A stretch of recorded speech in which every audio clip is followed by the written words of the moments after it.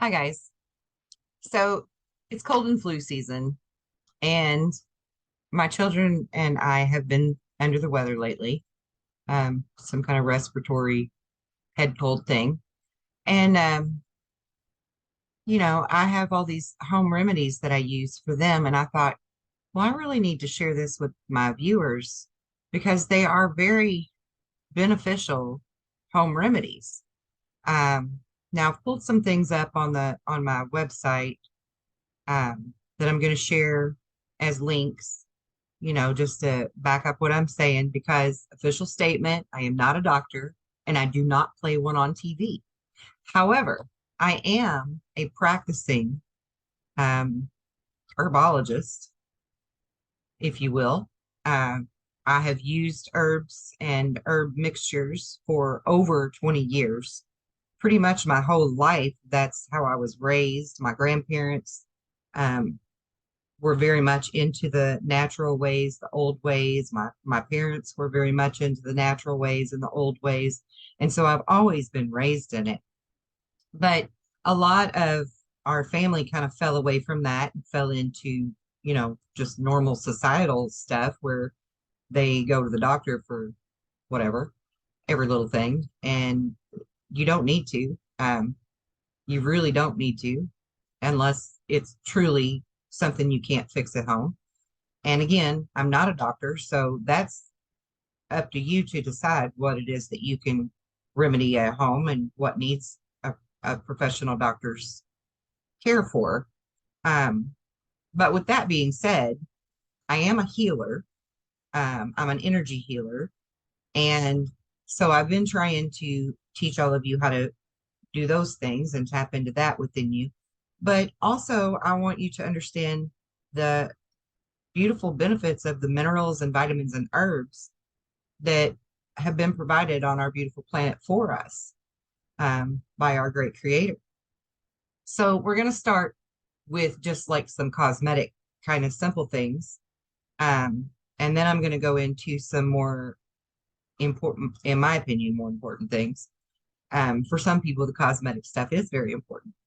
But I just want to say first that my grandmother was well into her 80s when she passed, and she didn't really look a day over 60.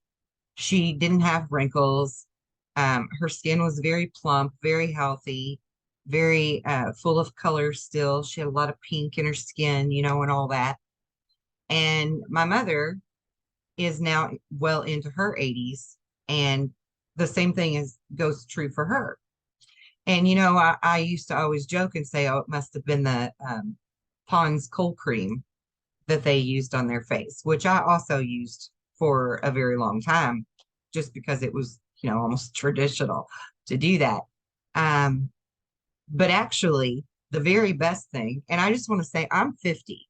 Okay, I'm not ashamed of my age at all. I'll just tell it. I am 50 years old, and I think my face looks pretty good for 50. All right, really, all of my skin. And the true uh, reason behind that is the amount of collagen that my skin has. Now, how am I getting that collagen? Well, I use aloe vera, pure aloe vera on my face and on my skin, or I will also use coconut oil, which, I mean, Crisco even has its own brand now. You can find it in the food aisle, right?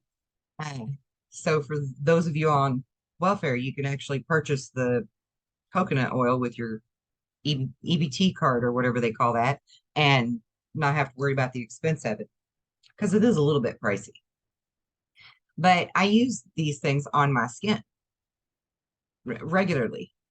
Also, if you ingest aloe vera, if you're drinking aloe vera juice, as long as it's pure, it helps to put the collagen back into your skin. Rubbing the aloe on your skin is very good for abrasions as well as having supple skin. It's very good for bruises. If you put aloe vera on your bruise, rub it in on a bruise, it will help the bruise to heal and the blood clotting that's under the skin that creates the bruise itself. It'll help that to dissipate and break up much nicer. These are all scientifically proven facts. And again, I will provide links so that I don't get in any kind of trouble. Aloe vera is also very good for treating acne. Okay. But what I do at home, I use oil of oregano, and it's in a dropper. And then I'll use like a container that has a little lid, and I'll put a couple of drops of the oil in with my aloe vera gel or my coconut oil, because you need a carrier. You have to have a carrier, a base for anything that you create, whether it's in the medical field or at home. You need to have a carrier. So the coconut oil or the aloe vera gel is a very good carrier for it. And I used aloe vera gel with a couple of drops of the oregano oil on my teenagers when they would have pimples, when they would have blemishes. And we're going to get into oregano oil in depth because it's freaking amazing, absolutely amazing. But aloe vera itself is very good at killing the bacteria that creates acne on your face. So it's really good for healing that. You can also combine that with what they call red light therapy. A lot of people are taking their old tanning beds and putting the red light bulbs in them and doing red light therapy, which is amazing. I totally recommend that to anybody. Tea tree oil is also a very good additive to your aloe vera for treating acne or other skin conditions, for psoriasis. And what is the other one called? It's psoriasis and eczema. The tea tree oil is very good for that. And while I've got tea tree oil mentioned, and here's the bottle of tea tree oil. Let me just say that tea tree oil is antibacterial, antifungal, antiviral, antimicrobial, and what am I missing? Fungal, bacterial, viral, microbial, parasitic. It's also anti-parasitic, as well as oil of oregano. Both of these you should have in your medicine cabinet. Oil of oregano and tea tree oil. They're both amazing for all kinds of things. But the aloe vera gel itself is very good for your skin because it's like a gentle exfoliator. And so it helps to remove all of the dead skin. And it's a very good moisturizer for people that have oily skin. It's also very good for complexion, smoothing your complexion out where you have blotchy skin or dark patches or dark circles under your eyes. Aloe vera is very good for that. And I know that a lot of women spend tons of money on all kinds of products to fix these things. And aloe vera gel will fix it all.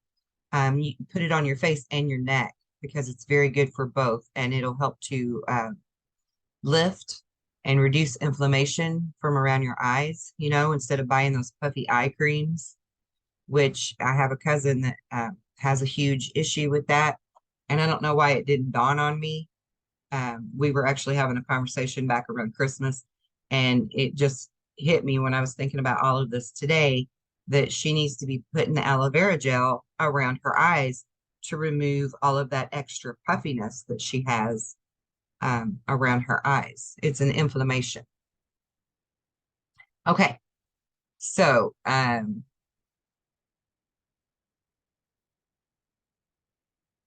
talking about collagen. So we know that collagen is a great way to reduce wrinkles and to help your skin look younger. A lot of people don't really understand what collagen is or where to find it, how how to access it for their utilize it for their most benefit. But it's found in our skin, it's found in our bones, it's in our teeth, it's in our tendons, it's in our gut, it's in our muscles, it's in our blood vessels. So it's very vital to us. It's what keeps your skin elastic, and it's also responsible for replacing your dead skin cells. So I just want to go through a couple of important things for this.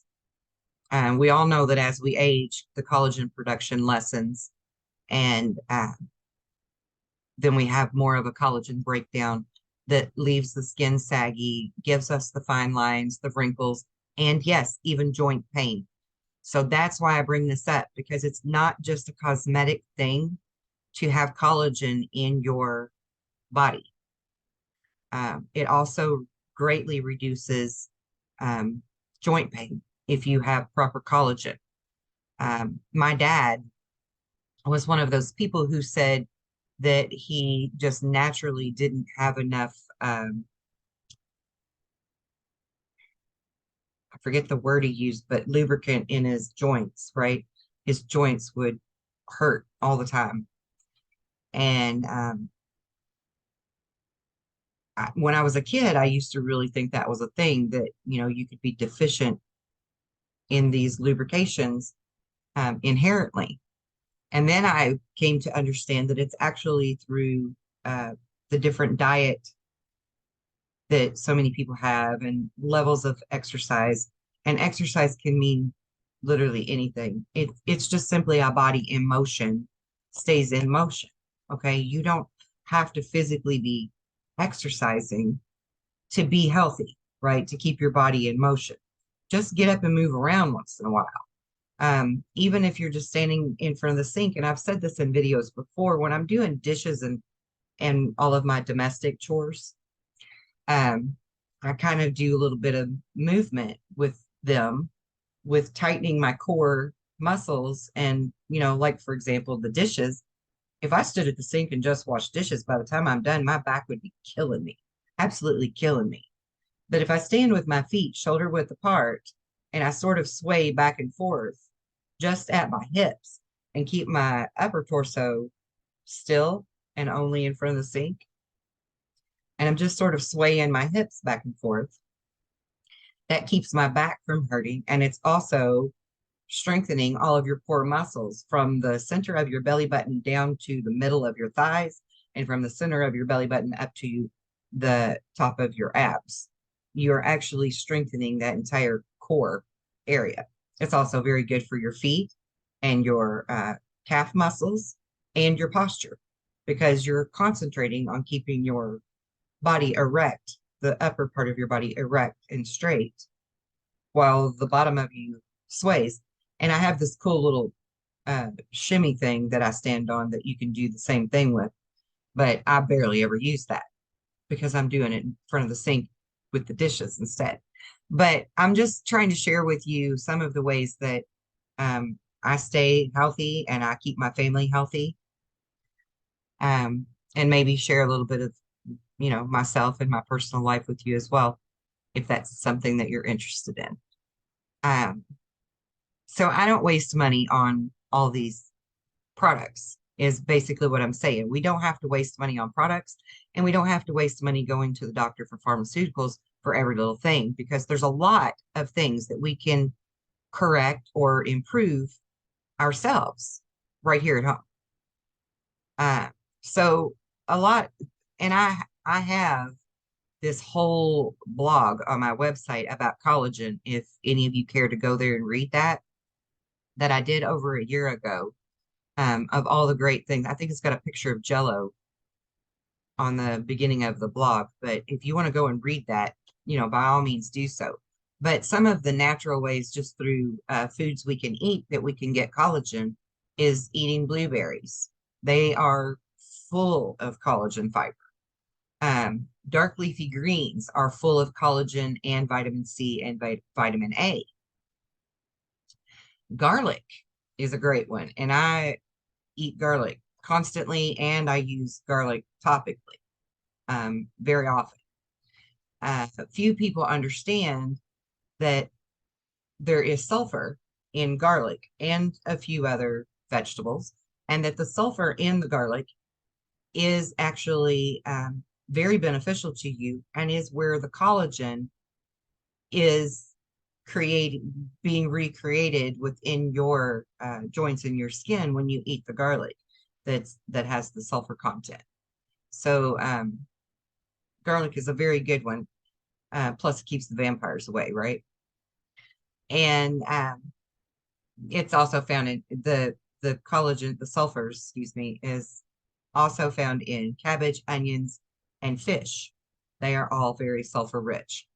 But garlic itself also contains what's called taurine and lipid acid, which are very important for supporting the damaged collagen fibers that you may already have in your body. So it's not like you can say, okay, well, I'm 60 years old and I've never done any of these things, so it's too late for me, because it's not. Yeah, you can start using these products right now, these foods, these natural supplements, natural benefits, and it will start to reverse those things. And within 90 days, you should start seeing a huge difference. Okay. Keep in mind, though, that with all herbs, minerals, and vitamins, that you should treat them with respect, just like they're a medicine, because they are. And so it's about balance. Everything is about balance. There are very few things that you could just um, have an overabundance of and not have some type of ill effect from. Just like, if you don't have enough of it, you're going to have some kind of ill effect. Now, what else can you find as far as foods that have collagen other than Jello? There's bone broth. Bone broth has collagen in it. So that was the importance of our mothers and our grandmothers saving, cooking the bones down after they bake a chicken in the oven, for example. They'll put all the bones in a pot and they'll boil that broth and then throw the bones out. Well, they're getting the collagen and the vitamins and minerals out of that bone so that they can then make the soup, for the next day, right? The leftovers of the baked chicken go in the soup with the vegetables and they make a wonderful chicken soup or chicken stew out of this. But that bone broth is very important in your collagen.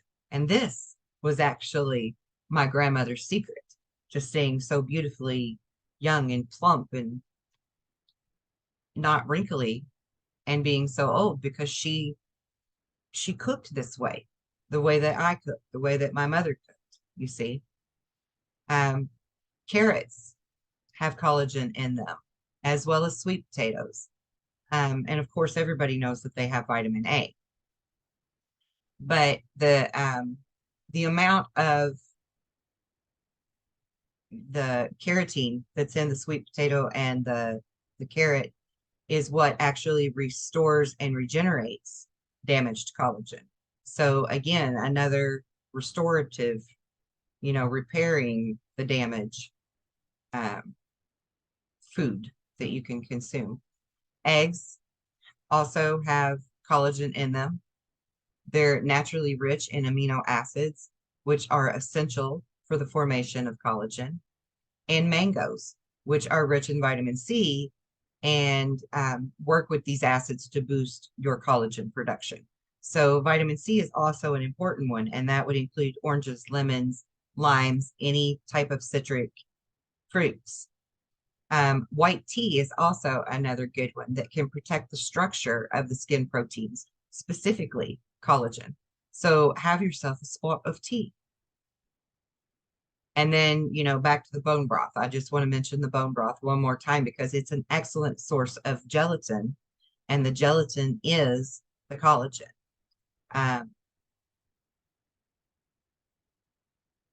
So let me just see what else I have here before I move on. Make sure I didn't miss anything else about collagen.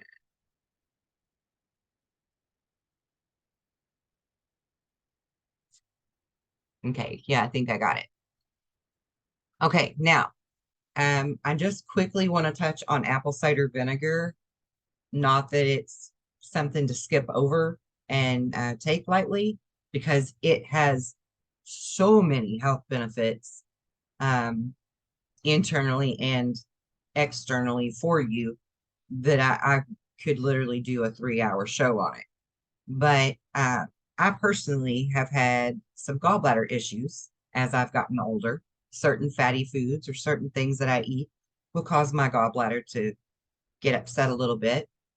And, of course, most people will kind of panic the first time they feel that, rush to the ER. And there's always an eager surgeon there that would just as soon cut out your gallbladder and throw it in the trash than to help you to fix it and heal it. And I'm kind of not about that life. So I looked into other ways to remedy things like that. And a very, very effective fix for having a gallbladder attack is to take yourself a glass of an 8 ounce glass of apple cider or apple juice, and then put in 2 to 3 tablespoons of the apple cider vinegar. Make sure it has the mother in it. It has to have the pulp. It needs to be the raw organic apple cider vinegar. But 2 to 3 tablespoons of that. Put it in your glass of apple juice or your glass of apple cider, whichever you prefer, and drink that. And within 2 to 15 minutes, you're going to feel the relief and you're going to feel the difference. And it actually helps to heal the gallbladder as well. So I just wanted to add that, throw that in for anybody that might be having any kind of issues with their gallbladder, because I have recently. That's something I've discovered since I've been getting older, because things do change as we get older. They most certainly do. There's really no two ways about that. But there are things that we can do to improve that and to help it last as long as we can. So real quick, also back to aloe vera juice. That's something very good to drink internally, and is very good for your. Okay, so I'm not even going to list all the things that it's actually very good for, because you could look that up yourself. The main headline I want you to see in your mind when I speak of aloe vera juice is that it can affect you positively on your DNA level. Okay, aloe vera juice can affect you positively on your DNA level. So, and as well as the apple cider vinegar. These two things are a must have in your kitchen, in my opinion. They are in my kitchen. They are always readily available, because I'm the fixer for people. So they're always calling me or showing up and being like, hey, I got this wrong with me. What can I do? Blah, blah, blah. And I'll just, tell them what to do or give them some of my stuff and fix them right up. But yeah, on the DNA level, I mean, that's huge. That's freaking huge. And it's easy to obtain aloe vera juice and apple cider vinegar. They're both very readily available. So I recommend for everybody to have those in your kitchen or in your cabinet somewhere, right?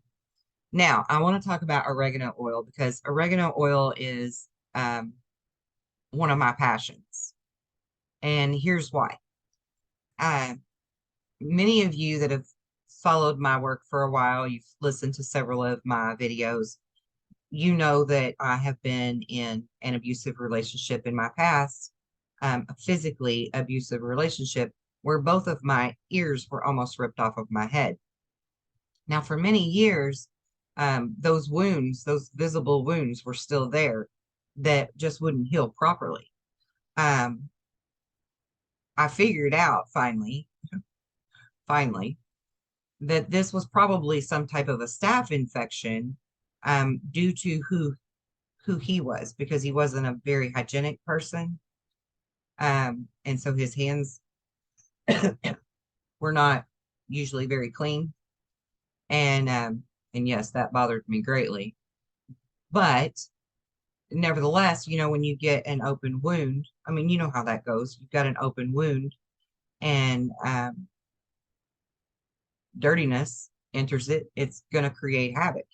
And so I had went to doctors, I had went to specialists, and nobody could give me anything to fix it. And they certainly couldn't definitively say that it was any type of a staph infection or anything like that. They just knew that whatever it wasn't healing up. And I'm talking like 20 years I suffered with my ears, always being sore, having the scabs that would, then fester again and have an infection in them and all that. And it was a very painful thing to experience. And so I started using different concoctions that I would make myself until I found something that worked. I started out with using calendula salve, which is marigolds made into a salve, the flower marigold, it's an amazing salve, absolutely amazing. There's been so many studies on it where it's literally cured people with leprosy and all kinds of things. And I just think that's fantastic that our herbs that God gave us can do so many amazing things. But it didn't work for my ears. It worked for other wounds that I or my children had, and it's in our first aid kit. Actually, I have some sitting right here just to show you. This is calendula salve. Okay. But it alone did not work. So then I was using turmeric oil.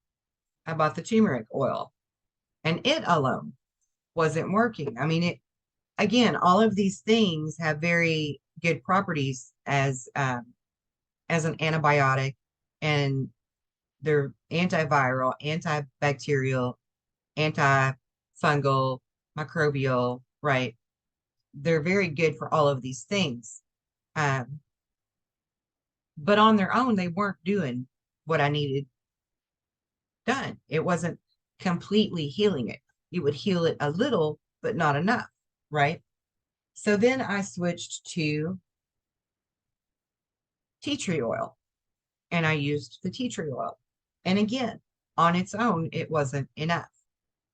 So then I tried the mullein and the garlic oil. And again, on its own, it wasn't enough.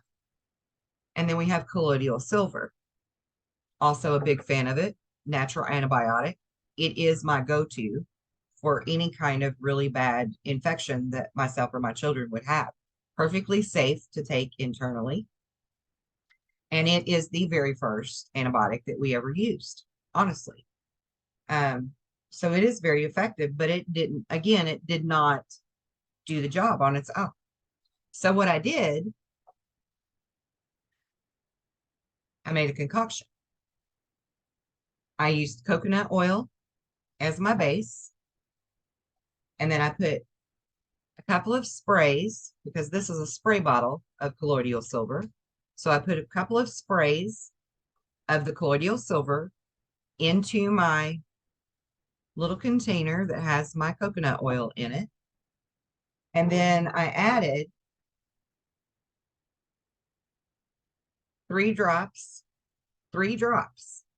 of my mullein and garlic oil, and 3 drops of my organic oil of oregano.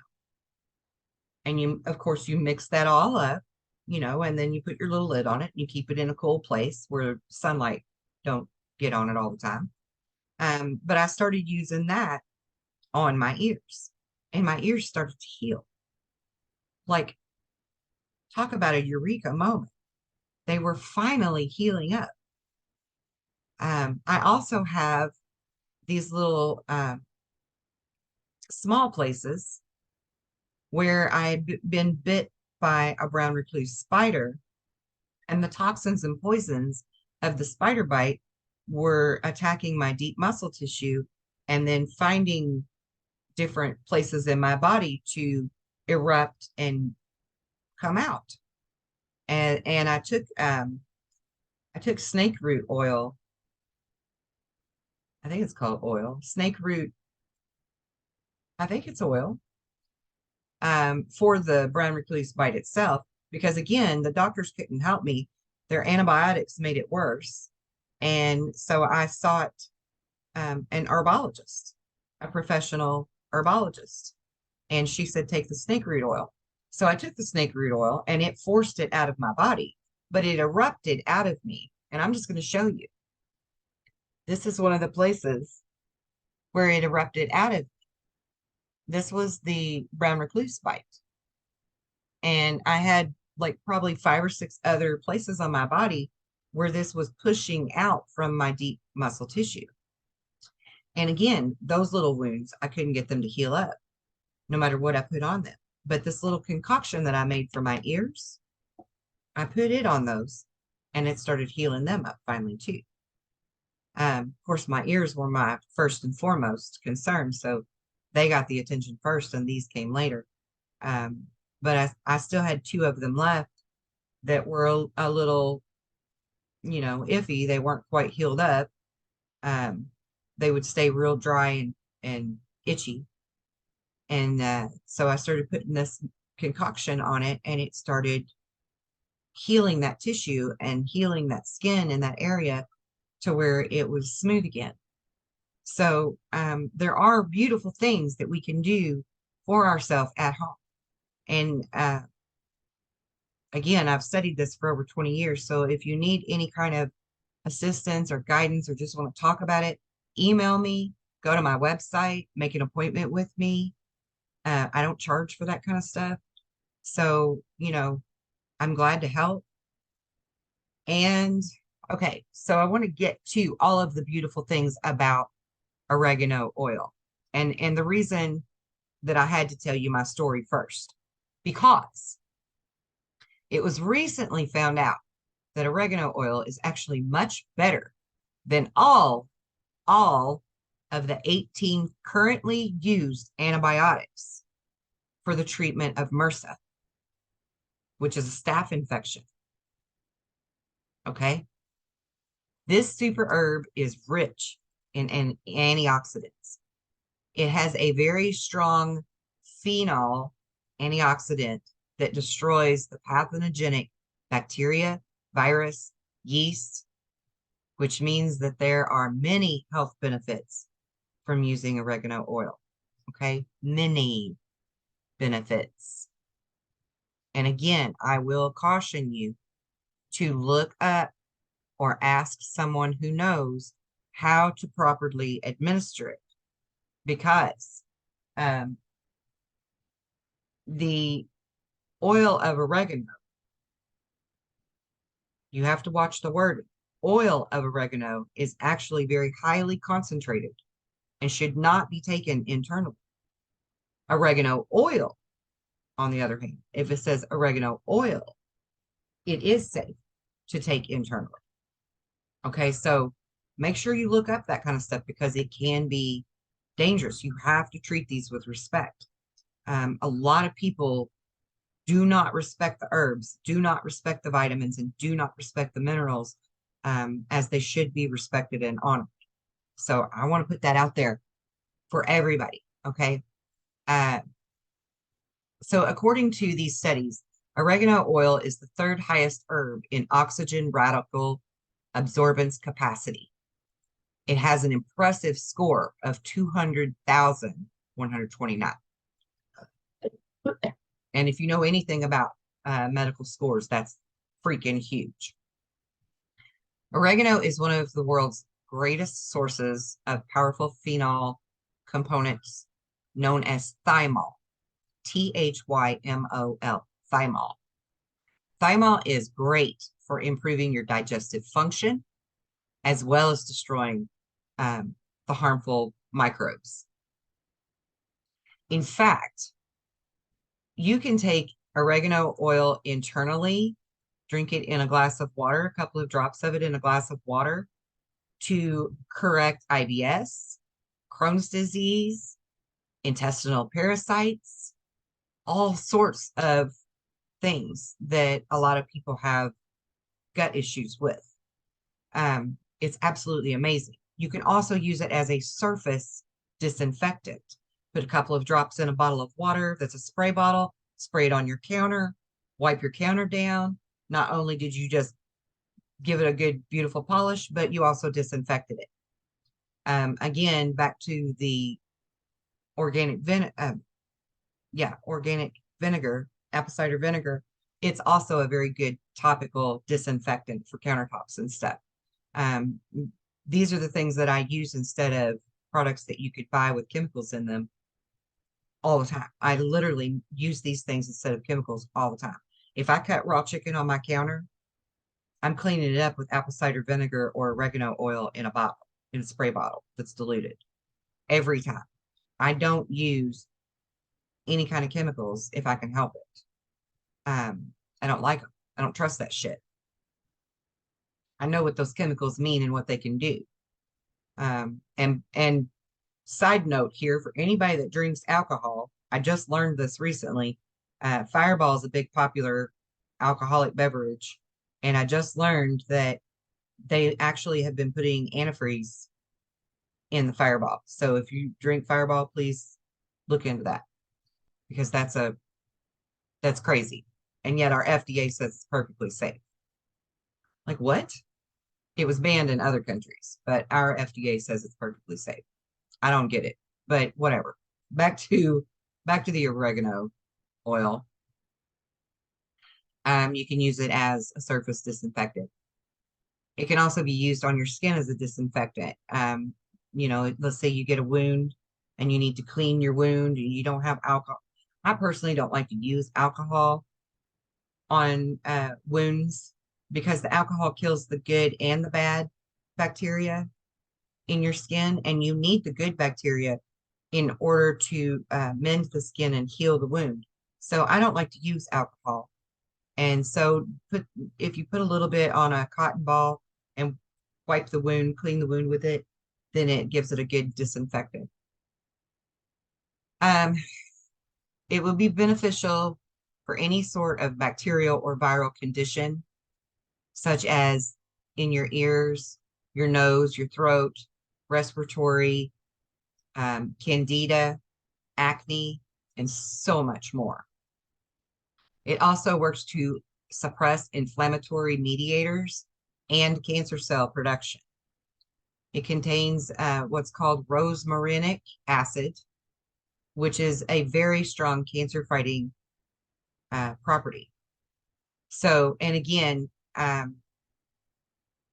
it's like an anti-inflammatory, okay, as well as turmeric. Turmeric oil is also an anti-inflammatory property and a cancer cell reducer.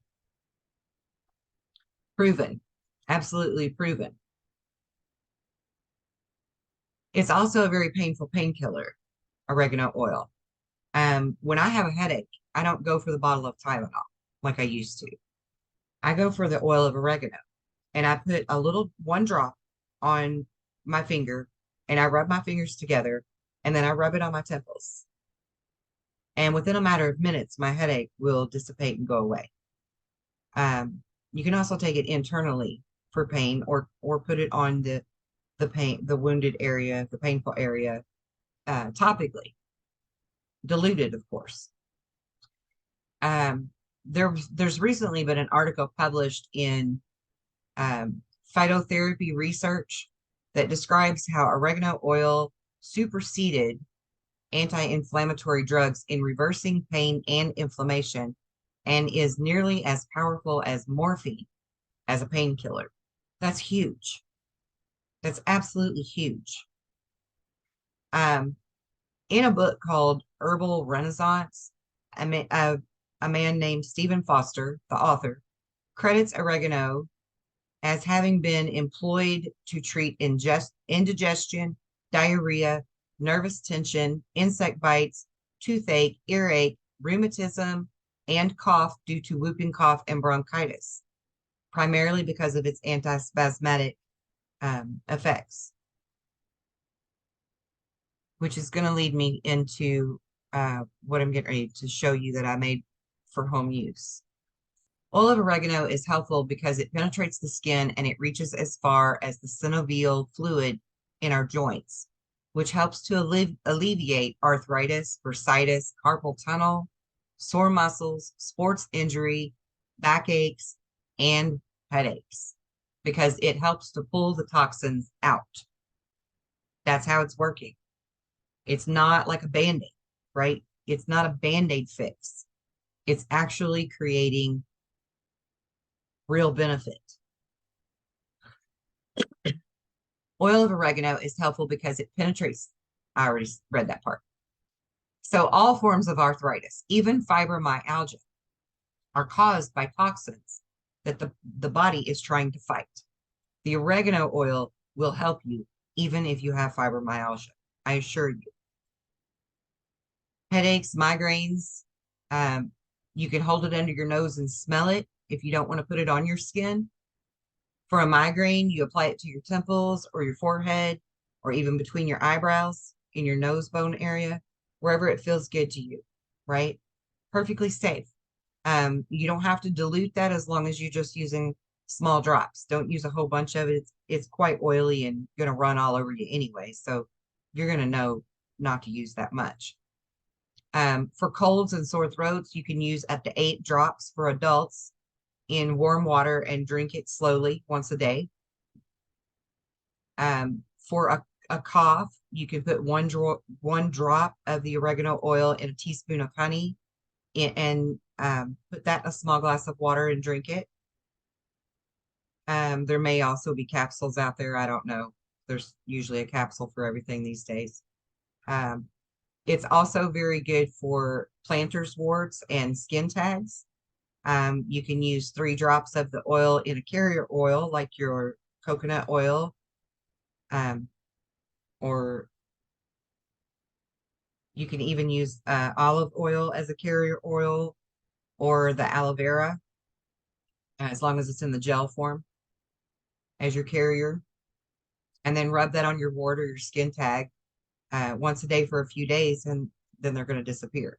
You can also use this for athlete's foot because it is antifungal. Mixing it with a few drops of lavender and coconut oil gives it a nice smell, and you can put it on your feet and leave it there because the oregano itself is not that pleasant of a smell. So you may want to add the lavender to it to make it smell a little better. Now for tooth or a gum infection, you can use diluted oregano oil, dilute it 1 part to 10 parts with olive oil, and then use a Q-tip and rub that on your gums around the infected tooth or the inflamed gums. Let it set there for about 10 minutes, and then rinse that off with warm salt water. Repeat that about 3 times a day, and this is going to help you even when antibiotics fail to get rid of your abscess. Guaranteed. I know it for a fact. I've lived through it and experienced it. These are not things that I would recommend to you if I haven't tried them myself. It's also very good for sinus infections. Oregano oil is one of the best ways to get rid of a sinus infection or a sinus cold. You can use this by inhalation. Add a few drops to a bowl of hot water and just inhale the steam. Topically, you can massage a few drops diluted with a carrier oil onto your sinus area, or orally, you can drink it, provided it's the oregano oil. You can drink it 2 to 8 drops in an 8-ounce glass of water is typically what's recommended. I would recommend you start with 2 drops because it is a very strong flavor. And 8 ounces of water is a lot of water to drink with that flavor in it until you get used to it. For joint pain relief, you would mix a few drops of the oregano oil with a carrier oil, such as coconut oil, and massage it in where it hurt. This is going to help reduce inflammation and provide you relief almost instantaneously. And again, I am a testament to this. I have crooked hips, crooked pelvis from a car accident that the only way it could be corrected, they claimed, was through surgery, which I refused. And so from time to time, my sciatica will really irritate me from all of that.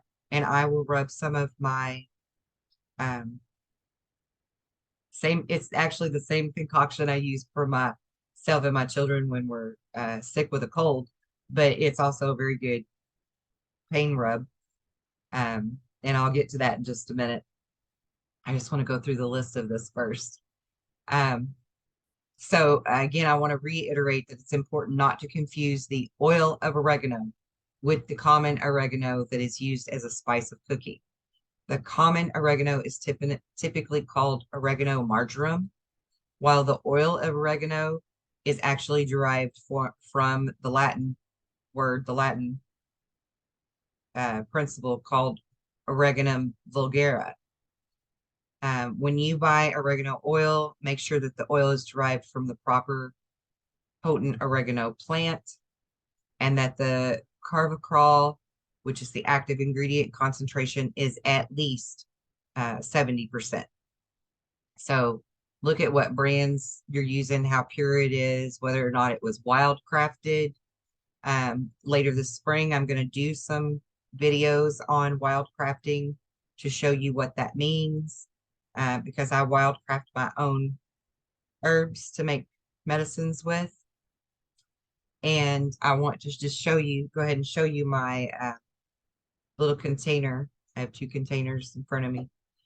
This is my container that I use for when my kids have a cold or a chest congestion, respiratory stuff going on, and for myself. And it only takes a small amount of it. It's kind of, I don't know if you can see very well, but it's kind of a thin paste, and it literally only takes that much to rub on your chest, and it works like almost immediately. If you have aches and pains from having the flu, you can rub this, those small amounts, rub it wherever you're hurting. Again, it only takes a small amount because it's so oily that it's gonna go far. It's gonna cover a large area. You don't have to use a whole lot of it at once. And it'll last you for a very long time. My personal concoction is the oregano oil, the oil of oregano, along with the colloidal silver and my coconut oil as a carrier. And again, it's just like 3 drops. You only put 3 drops of the oregano oil in this small container. And I don't know how big these containers are for sure, but that's about a 2 or 3 ounce size cup. And you can get those easily on Amazon or Walmart or wherever. Now, let's talk about safety for just a minute. So this is quite a powerful oil. If you're going to take any kind of medication, please consult your doctor before using this orally. Don't use more than 4 or 5 drops in a glass of water, especially if you are pregnant, breastfeeding, or suffer from some kind of chronic health condition. Okay. So just make sure you check with your doctors before you go doing different stuff. But I will tell you that oregano oil is so beneficial that it's even been known to correct hepatitis A, B, and C. So very important herbal oil. It has benefits for infections, fungus, the common cold. Let me just read through a few of these things here that are facts that we know now through studies. Oregano oil has been proven to be a powerful plant-derived essential oil that may rival antibiotics when it comes to treating or preventing infection. In fact, it contains properties that are antibacterial, antiviral, and antifungal. In addition, oregano essential oil is unlikely to cause many harmful side effects that are commonly attributed to the use of antibiotics. And there's an overuse, in my opinion, of antibiotics. Such an increased risk for antibiotic resistance, poor gut health due to destroying beneficial probiotic bacteria, reduced vitamin absorption, and leaky gut syndrome due to damage of the gastrointestinal tract lining. So, meanwhile, oregano oil benefits extend beyond just controlling the infection. Uh, the common examples of conditions that oregano oil can help you to manage includes the athlete's foot or the toenail funguses, common colds, gingivitis, earaches, toothaches, digestive problems, including heartburn and small intestinal bacterial overgrowth.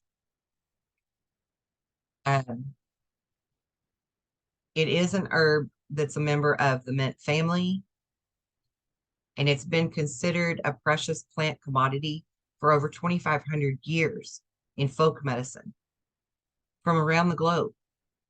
It has a very long use in traditional medicine for treating colds and indigestion and upset stomach. Most people generally, the only experience they have with it is in their cooking through the fresh or the dried oregano leaves.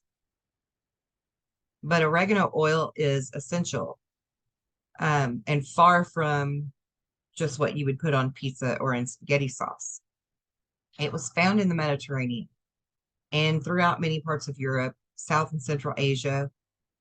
Medical grade oregano is distilled to extract the essential oil from the herb, which is where a higher concentration of the herb's active constituents are found. That's the difference in paying attention to oil of oregano versus oregano oil, because this is a higher concentration. It takes over 1,000 pounds of wild oregano to produce just 1 pound of oregano essential oil. So that's a pretty big deal. The oil's active ingredients are preserved in alcohol and used in essential oil form, both topically on the skin and internally. When made into a medicinal supplement or essential oil, oregano is often called oil of oregano. As mentioned, oregano oil is considered a natural alternative to prescription antibiotics, and I want to emphasize that. Oil of oregano contains two powerful compounds called carvacrol and thymol. Both are heavily studied and have strong antibacterial and antifungal properties to them.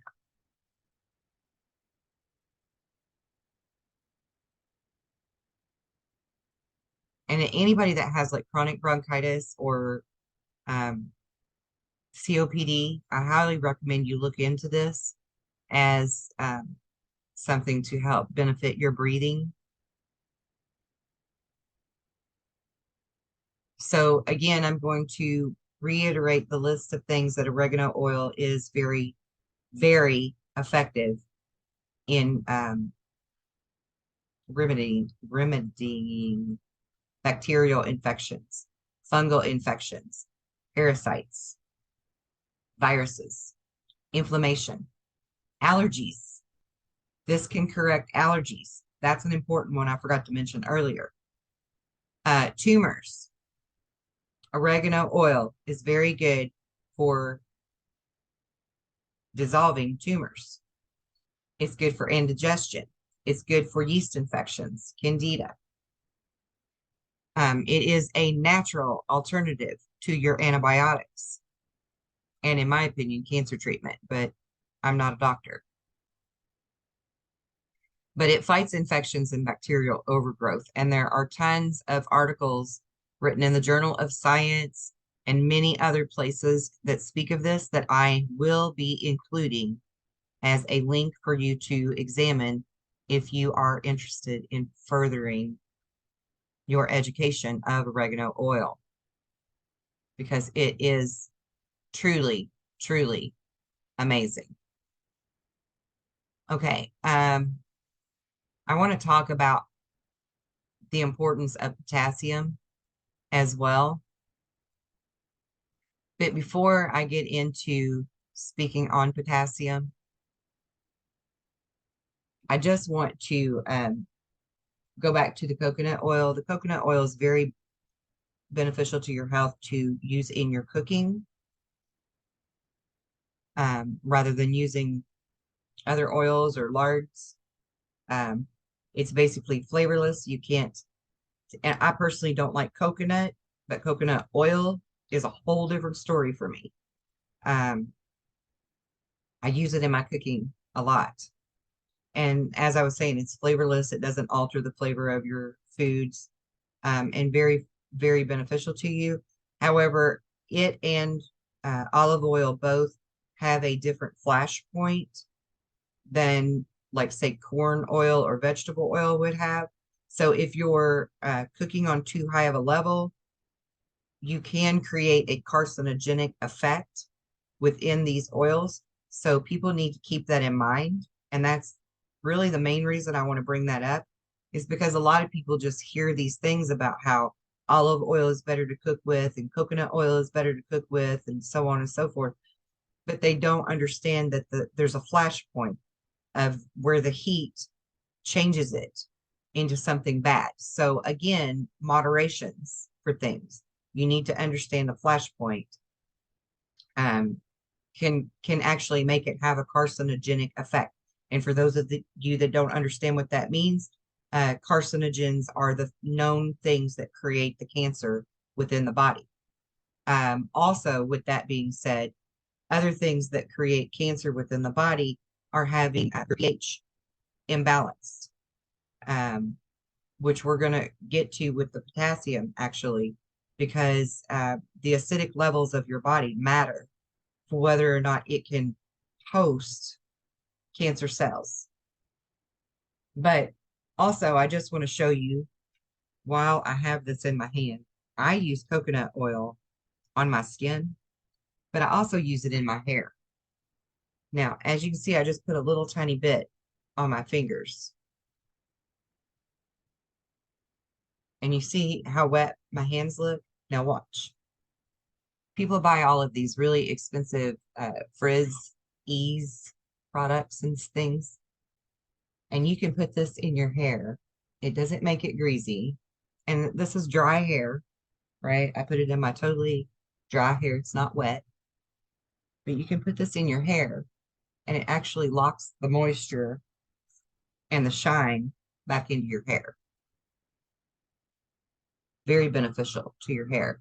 And I have found that as I get older, that my hair is more dry and almost wiry sometimes.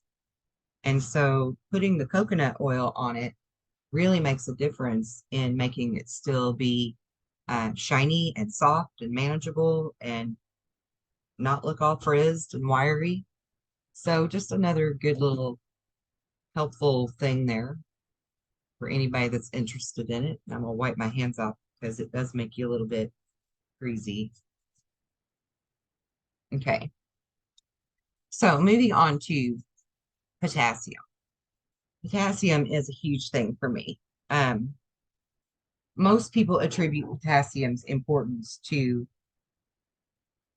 high blood pressure and lowering your risk of stroke, which it is very good for. And I'm not trying to minimize in any way, shape, or form, but they really don't understand how highly underestimated potassium truly is. When I was a child, if my mom did take me to the doctor for anything, it was typically for severe muscle cramps. In my early teen years, I had extensive muscle cramps, and they didn't know why. And my doctor was, an old time kind of doctor, and he was just like, "Oh, she's just B12 deficient, because everybody's B12 deficient. So we'll just give her a B12 shot," which would kind of help, but not a lot, not completely. And what they didn't realize at the time was that I actually have rheumatoid arthritis, and I've had it my whole life. They didn't know back then that children could actually have any type of arthritis. But I had rheumatoid arthritis, which was causing the muscle spasms and the cramps and the Charlie horses and muscle knots, even. As I got into my 20s, I was getting muscle knots. And so, the typical doctor response is, oh, well, we have medicines for that. You can take this, this, and this. And I'm like, no, thank you. I'll find my own ways to manage at home. And potassium is actually uh, like a lifesaver to me in this area, in this arena. Um, of course, coupled with taking the magnesium that has the calcium and the zinc infused into it, and then the D3. I take all of those. But the potassium was really the key. Until I started taking the potassium, adding it to the magnesium, calcium, zinc, D3 combo that I was taking, which all three of the first ingredients are in one pill, and then just the D3 is by itself. Uh, until I added the potassium to this as part of my um, supplementation, I really didn't have what I would call an end to the muscle spasms and uh, the cramps, the severe cramps that I would experience from the RA and the muscle knots. And so for me, it was a huge lifesaver, a huge reliever. And so I really want to talk about all of the importance of potassium because a lot of us are actually deficient and we don't realize it just because of the way that, you know, Americans, particularly the way that we eat these days. And even myself included, I make things at home. I don't eat fast food or restaurant food very often, but I'm still not getting a whole lot of potassium rich type foods in my own daily diet. And this is why I take the supplement when I'm not eating, if I don't eat those foods, you know. Of course, pay attention to that because you don't want to be taking the supplements and eating the rich in potassium foods at the same time.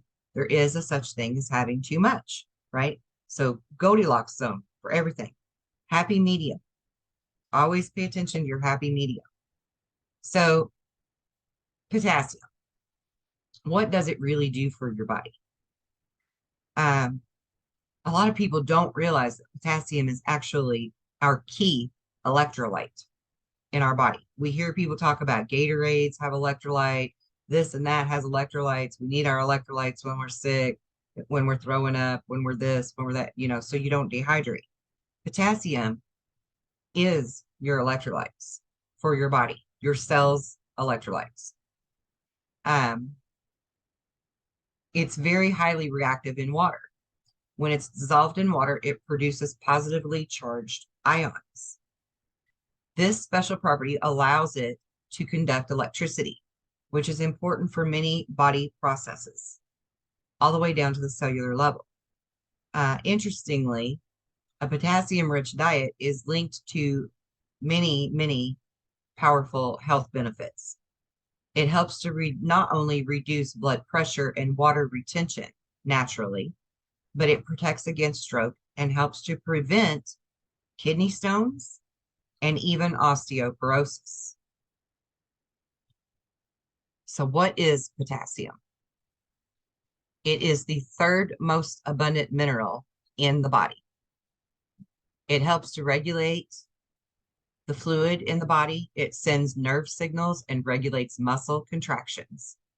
Roughly 98% of the potassium in your body is found in your cells. Of this, 80% is found in your muscle cells, while the other 20% is in your bones, your liver, and your red blood cells. Once inside your body, it functions as an electrolyte. When it's in water, the electrolyte dissolves into positive and negative ions that have the ability to conduct the electricity. Potassium ions carry a positive charge, which is necessary for energy and not feeling fatigued. Therefore, a low or a high amount of electrolytes in the body can cause crucial functions, right? Too low of potassium can make you feel fatigued, or you could experience frequent bouts of diarrhea, or you could experience mood swings.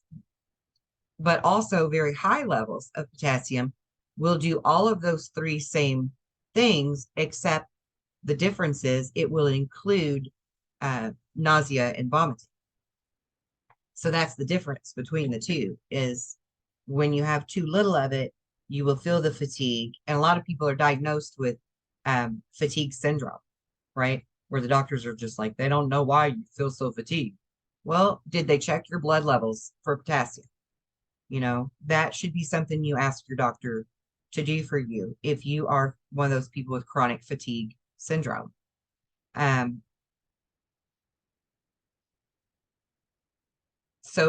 Because it's not only good for the cramps and stuff, it's also very good for muscle weakness or heavy leg syndrome, what they call that.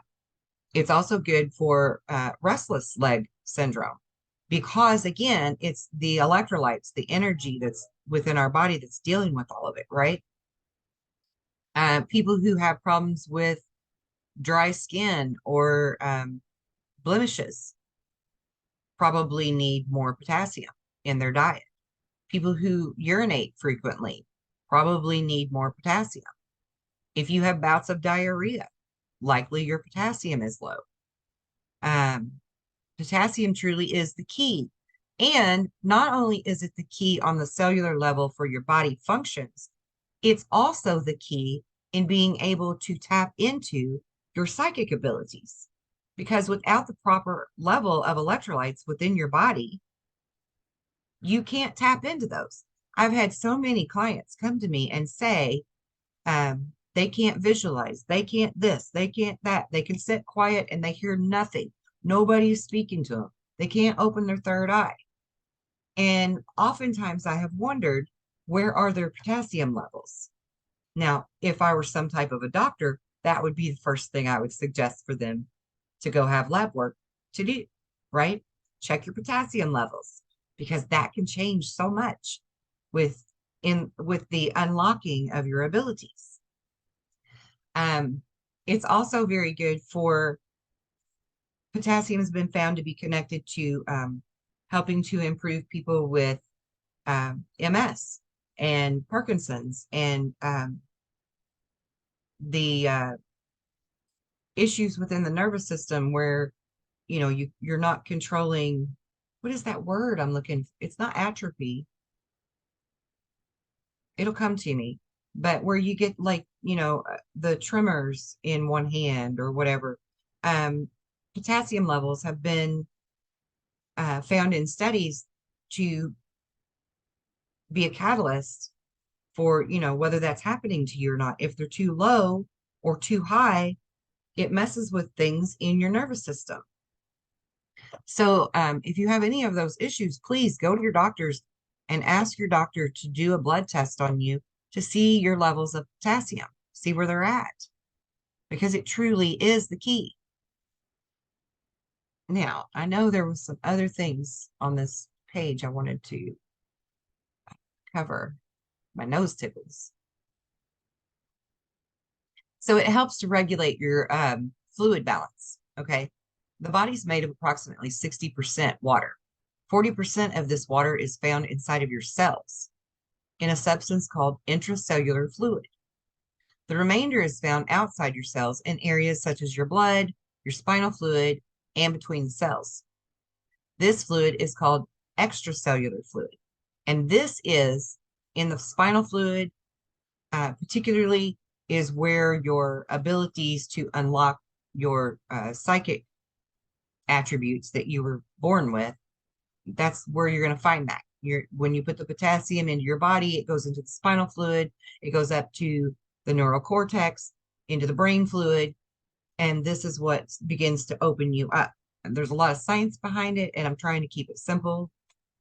Go with the KISS principle and keep it simple. Sweetheart for everybody. But that is the initial, that's why it matters. Interestingly enough, the amount of water in your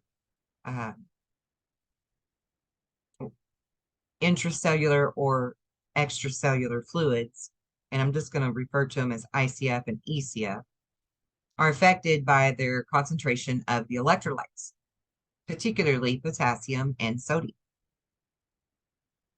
Um, Potassium is your main electrolyte in your ICF, and it determines the amount of water inside of the cell.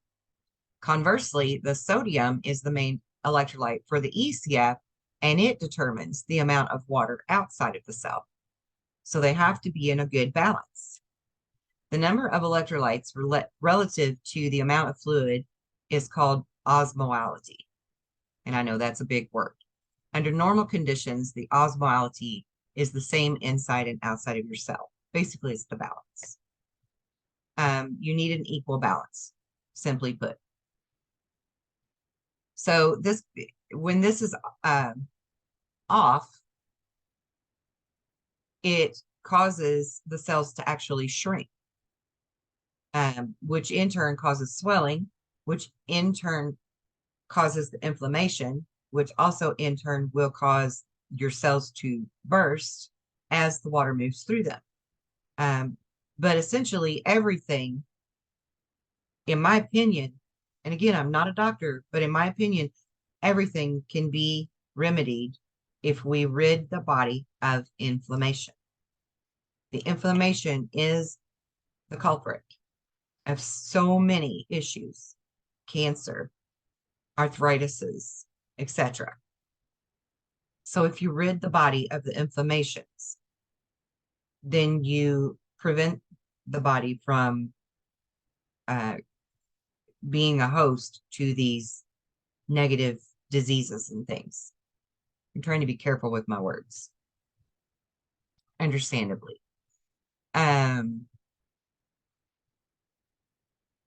So anyway, that's why it's important to make sure that you're consuming the right amounts of electrolytes, including your potassium. So maintaining a good fluid balance is important for optimal health. Poor fluid balance can lead to dehydration, which affects the heart, the kidneys, and causes so much more reactive things in your body, including the nervous system, which relays the messages between the brain and the body of what it's supposed to be doing. And this is why it's been found to be effectively altering the Parkinson's and the MS and the tremors and things in people because of the levels of potassium being too low. And that is something that is in your spinal fluid that goes to your nervous system, yada, yada. So please check into that if you have any of those issues. Interestingly, the nerve impulses are generated by sodium ions moving into cells and potassium ions moving out of cells. And a lot of people think that salt is bad for you, salt is bad for you, salt is bad for you. Salt is not bad for you. Salt is actually good for you. But again, Goldilocks, right? Happy medium. No, you're not supposed to have in excess of anything or a malnutrition level. I'm trying to think of that word because my brain just went dead again. Too low of levels, right? You've got to have that happy medium. So getting enough sodium and potassium are actually very important to maintaining your healthy nerve function. Potassium helps to regulate your muscles and your heart contractions. The nervous system helps regulate muscle contractions. However, altered blood potassium levels can affect nerve signals in the nervous system, weakening the muscle contraction. Both low and high blood levels can affect nerve impulses by altering the voltage of the nerve cells. Keep in mind, we're talking about electricity here. You are an electric being. This is why we can heal. But we're not talking about that today. The mineral is also important for a healthy heart, as its movement in and out of the cells helps to maintain the regular heartbeat. When blood levels of the mineral are too high, the heart may become dilated and flaccid. This can weaken its contractions and produce an abnormal heartbeat. Likewise, low levels in the blood can also alter the heartbeat and create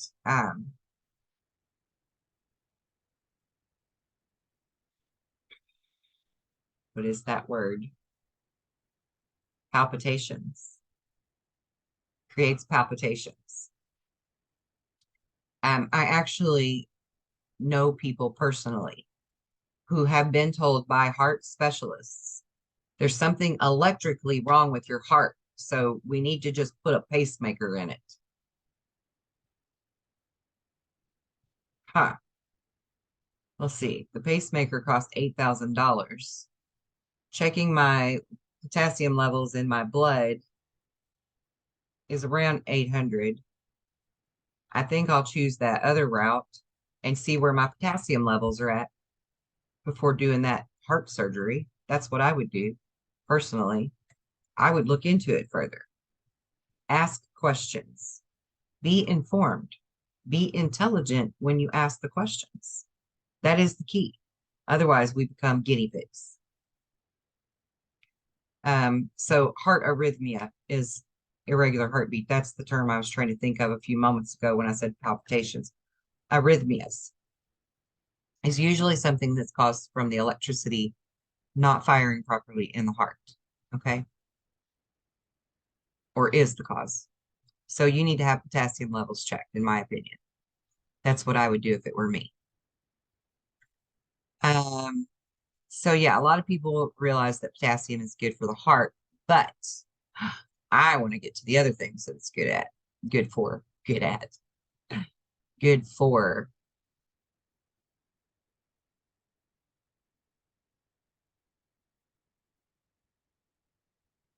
And then I think I have a list here somewhere of potassium rich foods.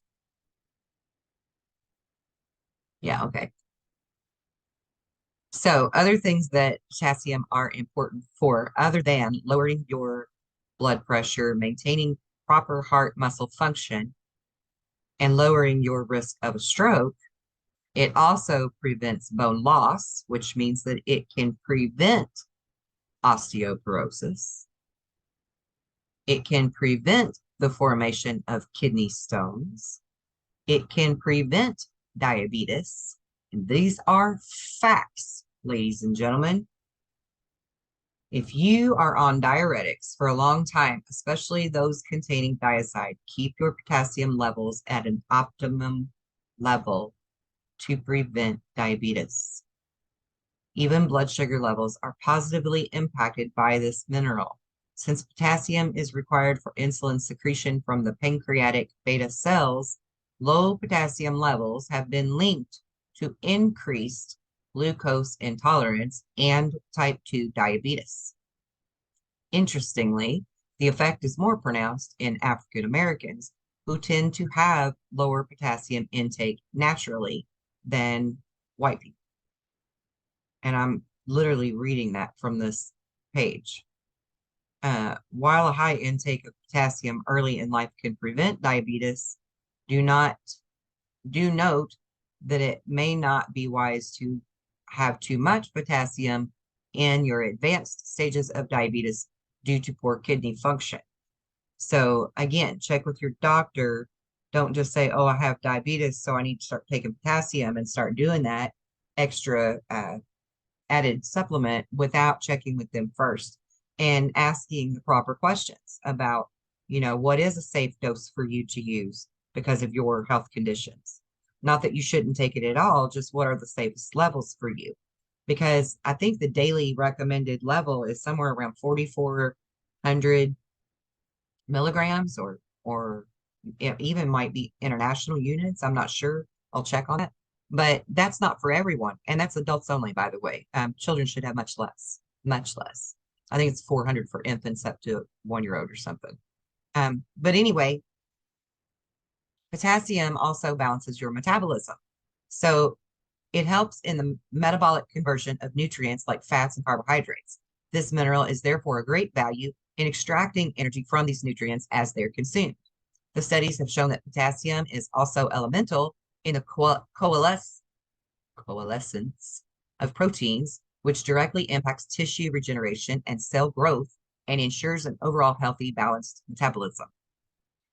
It prevents muscle cramps. It transports calcium into the cells via sodium-potassium pumps, helping in the contraction of the muscles, including smooth, cardiac, and skeletal muscles. Adequate levels of potassium are required to prevent muscle cramps or spasms in any part of the body. It maintains optimal fluid levels. It's an important electrolyte in the body. We covered this already, so I'm not going to read all of what that talks about. Transmits nerve signals, being an essential component of the sodium-potassium pump in neurons. Potassium helps in the transmission of electrical signals from the nerve cells to the rest of the body. This is why a lack of potassium may cause nerves to fire erratically, leading to confusion or sudden involuntary muscle movements. This includes restless leg and tremors. A lack of potassium may even lead to psychosis. It also balances your mood. That's probably something a lot of people actually did not know. Potassium plays a huge role in the regulation of the serotonin, the hormone associated with happiness. And again, this goes back to all of the doctors just wanting to throw quick fixes at you or band-aids at you instead of getting to the root of the problems. And for me personally, I will not take any type of anxiety or depression medication. If I ever needed it, I would simply have my blood level of potassium checked instead. And again, I'm not a doctor. If you need those for something else other than what I'm talking about, then this is not for you.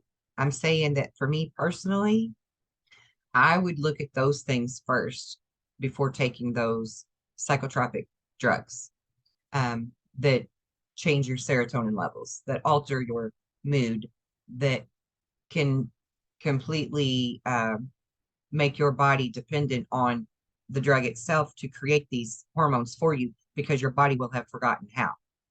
Because that's a fact. It will stop producing them because the drug is producing for you. That's why it's dangerous to come off of them, and takes a long time to wean yourself off of them, so that your own brain and body will start producing those hormones adequately again on their own. So always check with your doctor, but always ask very informed questions, right? Intelligent, informed questions. I'm not trying to put doctors down. I'm not trying to put down modern medicine. It has its place. But too often, more than not, we will turn to that rather than looking at what God gave us in nature to see what we already know as, needing our vegetables, needing our vitamins and our minerals, but not really looking at where we are on the chart of what should be our recommended doses of each one of those levels, right? So look at those things first, rather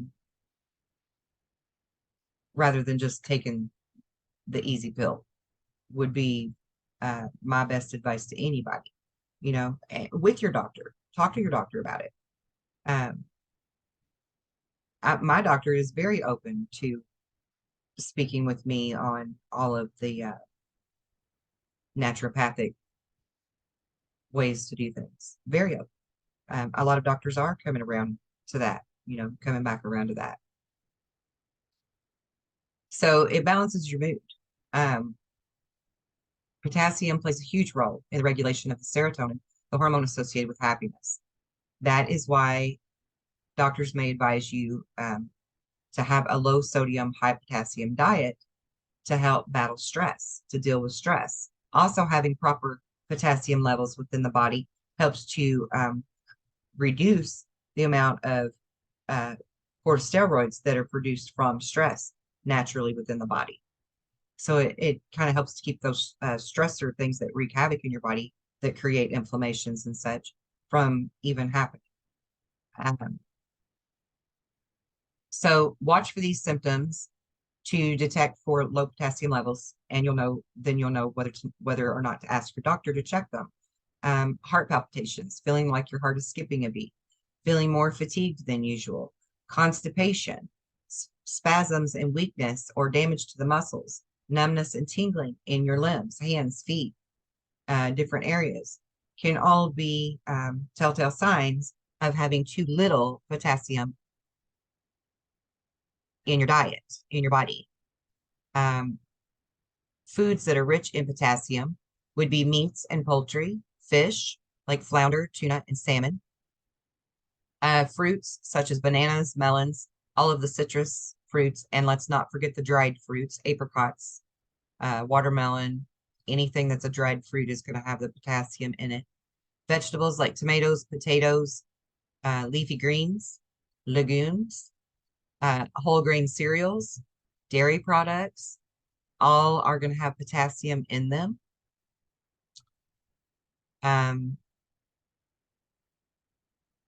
Also keep in mind and watch out for having too much potassium in your system. If you have too high of levels, you may experience nausea, weak, irregular, or slowed down pulse.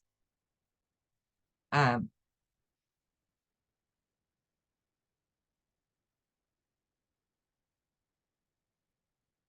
and this has collapse if your heartbeat slows down too much. In some cases, the heart may even stop momentarily. Um,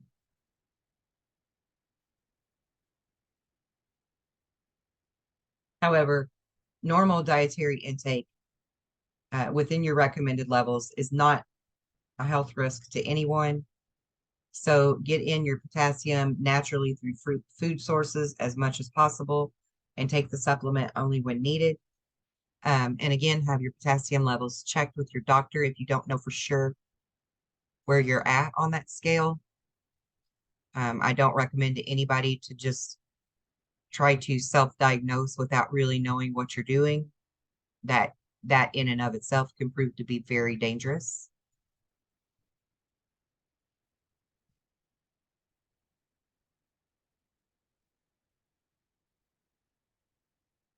And also be sure to check the potassium content that's in the salt substitutes, because it could be, it usually is increased. So please check that.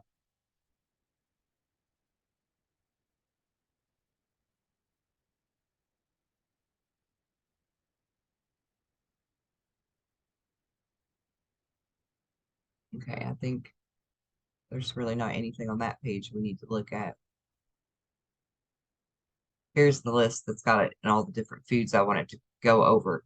A lot of your sauces, soups, meal bars, processed meat, frozen foods, snack foods, and cereals will have potassium salts added to them. So be sure to check those because it could be too much. Natural levels of potassium are found in yogurt, watermelon, tomatoes, sweet potatoes, spinach, salmon, uh, quinoa, potatoes, parsley, peppers, peas, oranges, mushrooms, milk, cherries, carrots, cantaloupes, all varieties of beans, Brussels sprouts, which I hate, broccoli, beets, bananas, avocados, apricots, artichokes, apples, and in acorn squash. So if you don't really eat too many of those foods, um, oh, kiwi also is another one. I don't think that was on this list, but kiwi also has very high levels, very good natural levels. Now, of course, your age, your gender, and whether or not you're pregnant is going to determine how much potassium you should actually have.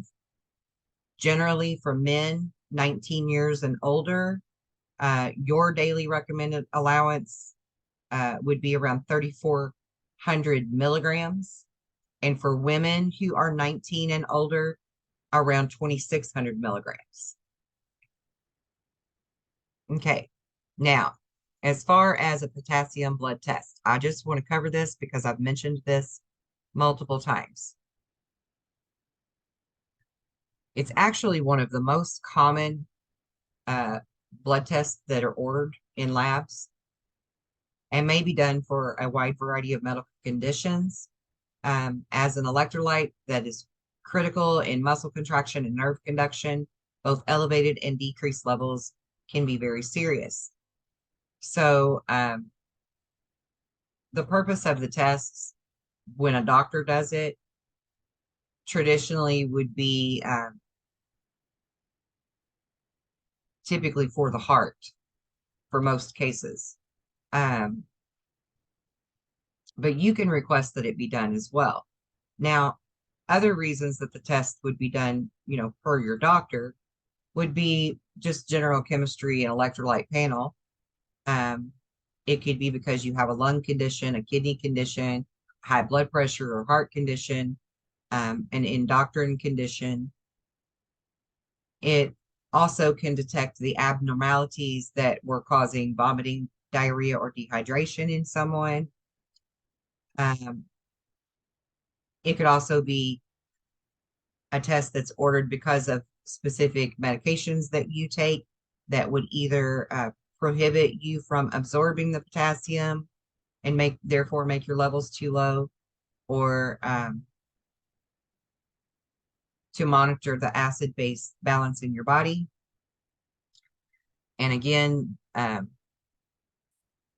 acid in your body is a precursor to inflammation, which is a precursor to cancers and all kinds of other diseases.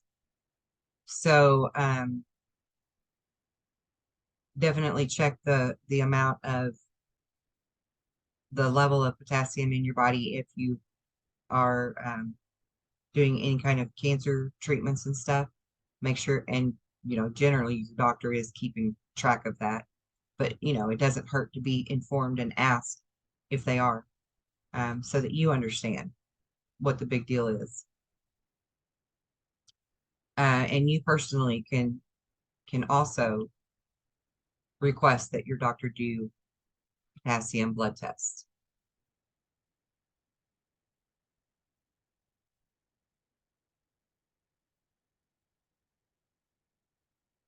Oh, and just a fun little fact I just want to share with you too. Recently published study in JAMA, JAMA, back in 2019, is looking into new and non-invasive ways to detect if you've got elevated potassium levels by using an EKG machine, an EKG reading, because it's electric, right, inside of you. So I just think that's kind of cool. I also feel like personally that people with, um, like there's a lot of people who speak to me about how some of us kind of seem to harness more electricity while others don't have that issue. Like I can touch somebody and zap them, right? Because I have so much static electricity going on, because I'm constantly like this little power plant that's just charging my energy all the time. But I think that also has something to do with potassium levels. And again, that goes back to being able to use your psychic abilities that may or may not, I don't know scientifically, have a direct effect on how well of a healer you are. But I personally feel like it has a link, because I feel like everything in our abilities, there is science to back it up. I'm not just out here trying to tell people that we're just magic without an explanation, but we are magic, and magic is simply science that's yet to be explained. So I'm finding the science to explain that, to help you to better understand who you are and how you truly function, and how to get a grasp on that so that you can use it for yourself, for your own benefits first, and then for others, for the people that you love, and then further out to, total strangers, and then further out to the entire world, so that we can truly do this together, because we can truly do this together. The science is there, and I'm going to keep finding the science and backing up every bit of my statements, because I am here to help finish Jesus's message that was obscured and shut down and twisted into something else. We are amazing. We really can go forth and do the same great works that he did, and then some. I know because I've walked it. I've lived it. I've experienced it. I've taught it. I've witnessed it. We can do this. And if we have the proper amounts of the nutrients that are necessary, whether it be garnered through the vitamins and minerals or the herbs, we can be whole, complete, healthy, functional bodies effectively together. So I don't think I left anything out that I wanted to cover today. And again, this spring I will be doing more wildcrafting and showing you how I make all of the things that I use at home.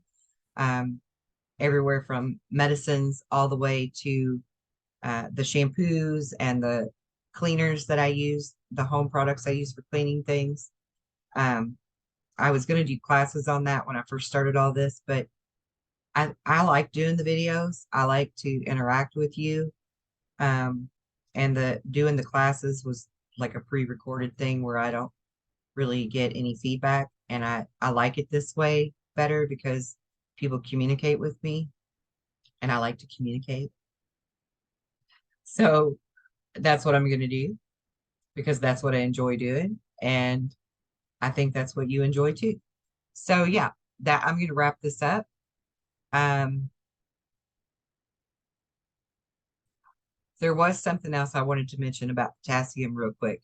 Ringing in your ears, tinnitus, hearing loss, things like that typically are connected to lower potassium levels within your body. So if you have tinnitus or ringing in the ears and stuff like that, you know, and it's not your angels talking, um, maybe have that checked out. Okay. All right. Until next time, be well, be blessed in love and light. Bye, guys.